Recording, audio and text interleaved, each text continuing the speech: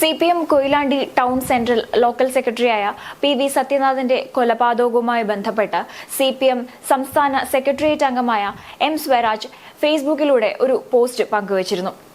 ഈ പോസ്റ്റിനെതിരെ യൂത്ത് കോൺഗ്രസ് സംസ്ഥാന അധ്യക്ഷനായ രാഹുൽ മാങ്കൂട്ടത്തിൽ ഇപ്പോൾ രംഗത്തെത്തിയിരിക്കുകയാണ്. സത്യനാഥന്റെ കൊലപാതകത്തിൽ ആദരാഞ്ജലി അർപ്പിച്ചുള്ള പോസ്റ്റിലെ RSS പരാമർശവുമായി ബന്ധപ്പെട്ടാണ് രാഹുൽ മാങ്കൂട്ടത്തിൽ പരിഹസിച്ചിരിക്കുന്നത്. കൊലപാതകത്തിന് ശേഷം ആദ്യം പങ്കുവച്ച പോസ്റ്റിൽ നിന്ന് RSS ഭീകരതയുടെ ഒടുവിലത്തെ ഇര എന്ന ഭാഗം പിന്നീട് ഒഴിവാക്കിയിരുന്നു. ഈ കാരണം കൊണ്ടാണ് രാഹുൽ മാങ്കൂട്ടത്തിൽ ഇപ്പോൾ വിമർശനവുമായി രംഗത്ത് വന്നിരിക്കുന്നത്. RSS പരാമർശം പിൻവലിക്കാൻ സ്വരാജിന് ആരാണ് സമ്മർദ്ദം ചെയ്തതെന്നടക്കം 6 ചോദ്യങ്ങളാണ് രാഹുൽ തന്റെ ഫേസ്ബുക്ക് പോസ്റ്റിലൂടെ സ്വരാജിനെതിരെ ഉന്നയിച്ചിരിക്കുന്നത്. സത്യനാഥന്റെ കൊലപാതകത്തിന്റെ ഉത്തരവാദികളെ എത്രയും പെട്ടെന്ന് പിടികൂടി ശിക്ഷ ലഭിക്കുവാൻ വേണ്ടുന്ന ഇടപെടലുകൾ നടത്തണമെന്നും രാഹുൽ മാങ്കൂട്ടത്തിൽ തന്റെ FB പോസ്റ്റിലൂടെ ആവശ്യപ്പെടുന്നുണ്ട്. M സ്വരാജ് പോസ്റ്റ് ഇട്ടതിന് ശേഷം മണിക്കൂറുകൾക്കുള്ളിൽ തന്നെ അത് ഒഴിവാക്കിയതിൽ ദുരൂഹതയുണ്ടെന്ന് ആരോപിക്കുന്നുണ്ട്. ഗിന്നസ് ബുക്കിൽ ഇടം നേടിയ ചരിത്ര പ്രസിദ്ധമായ ആറ്റുകാൽ പൊങ്കാല 2024 ഫെബ്രുവരി 25 ഞായറാഴ്ച അടുപ്പുവിട്ട് രാവിലെ 10:30 പൊങ്കാല നിവേദ്യം ഉച്ചയ്ക്ക് 2:30. രാഹുൽ മാങ്കൂട്ടത്തിന്റെ ഫേസ്ബുക്ക് പോസ്റ്റിന്റെ പൂർണ്ണരൂപം ഇങ്ങനെയാണ്.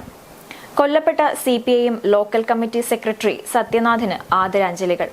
അദ്ദേഹത്തിന്റെ കൊലപാതകത്തിന്റെ ഉത്തരവാദികളെ എത്രയും പെട്ടെന്ന് പിടികൂടി ശിക്ഷ ലഭിക്കാൻ വേണ്ടുന്ന ഇടപെടലുകൾ നടത്തണം. ശ്രീ സത്യനാഥന്റെ കൊലപാതകവുമായി ബന്ധപ്പെട്ട് CPIM സംസ്ഥാന സെക്രട്ടേറിയറ്റ് മെമ്പർ ഒരു ഫേസ്ബുക്ക് പോസ്റ്റ് ഇട്ടിരുന്നു. RSS ഭീകരതയുടെ ഒടുവിലത്തെ ഇര എന്നതായിരുന്നു കുറിപ്പിൽ എഴുതിയത്. സ്വാഭാവികമായും RSS മനുഷ്യരെ കൊല്ലുന്ന പ്രസ്ഥാനമായതുകൊണ്ട് അതിൽ ഞെട്ടൽ തോന്നിയില്ല. മാത്രമല്ല സ്വരാജിനോട് ഐക്യപ്പെടുക കൂടി ചെയ്തിരുന്നു. എന്നാൽ മണിക്കൂറുകളുടെ വ്യത്യാസത്തിൽ RSS പരാമർശം സ്വരാജ് ഒഴിവാക്കിയതിൽ ദുരൂഹതയുണ്ട്. അതുമായി ബന്ധപ്പെട്ട സംശയങ്ങൾ: 1. RSS പരാമർശം പിൻവലിക്കാൻ സ്വരാജിന് ആരാണ് സമ്മർദ്ദം ചെയ്തത്? 2.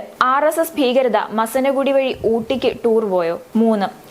RSS അല്ല കൊലപാതകത്തിന് പിന്നിലെന്ന് സ്വരാജിന് വിവരം കിട്ടിയോ? അങ്ങനെയെങ്കിൽ ആരാണ് കൊന്നത്? 4. RSS ആണ് കൊലപാതകത്തിന് പിന്നിലെങ്കിൽ എമ്മിന്റെ മധ്യസ്ഥതയിൽ CPM RSS കോംപ്രമൈസ് ആയോ ഈ കേസും? 5. CPM നേതാവ് അറസ്റ്റിൽ എന്ന് വാർത്ത കണ്ടിരുന്നു. അപ്പോൾ സത്യനാഥനെ കൊന്നത് പകൽ CPM-ഉം രാത്രി RSS-ഉമായ മറ്റു പലരെയും പോലെ ഒരു സഖാവാണോ? 6. വെഞ്ഞാറമൂട് കേസ് പോലെ ഇതും തേച്ചുമാച്ചു കളയുമോ?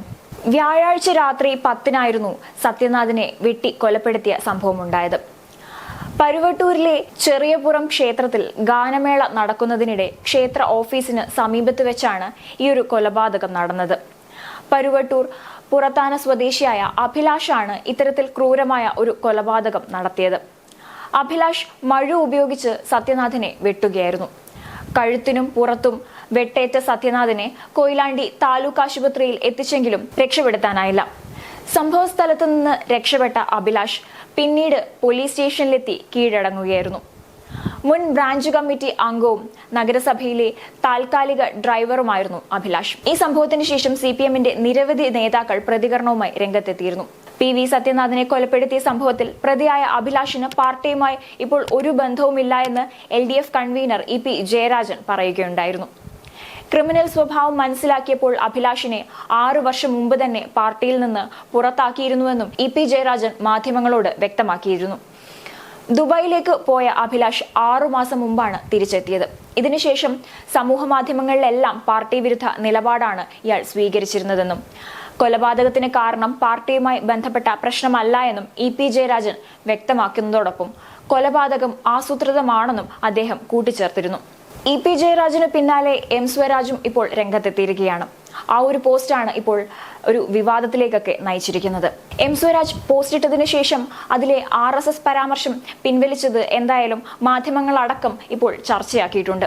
ഇവിടെ M സ്വരാജും EP ജയരാജനും അടക്കമുള്ള നേതാക്കൾ തെളിയിക്കാൻ ശ്രമിക്കുന്നത്, അല്ലെങ്കിൽ അവർ തന്നെ ഊന്നി പറയുന്നത്, ഇത് CPM-ഉമായി ബന്ധപ്പെട്ട ഒരു കൊലപാതകമല്ല എന്നും അതുപോലെ തന്നെ മറ്റേതെങ്കിലും ഒരു രാഷ്ട്രീയ പാർട്ടിയാണ് ഈ കൊലപാതകത്തിന് പിന്നിൽ എന്നാണ് വരുത്തി തീർക്കാൻ ശ്രമിക്കുന്നത്.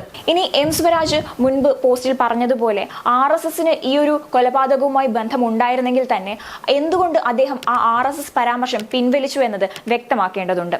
എന്തായാലും രാഹുൽ മാങ്കൂട്ടത്തിൽ ഇത്തരത്തിലൊരു പോസ്റ്റ് ഇട്ട് മണിക്കൂറുകൾക്ക് ശേഷവും ഇതുവരെ എം സ്വരാജ് ഇതിനോട് പ്രതികരിച്ചിട്ടില്ല. എന്തുകൊണ്ട് താൻ അത്തരത്തിലൊരു പരാമർശം നടത്തിയെന്നും എന്തുകൊണ്ട് പിന്നീട് ആ പോസ്റ്റ് ഇട്ടതിനു ശേഷം ആ ഒരു പരാമർശം പിൻവലിച്ചു എന്നതും എം സ്വരാജ് വ്യക്തമാക്കേണ്ടതുണ്ട്.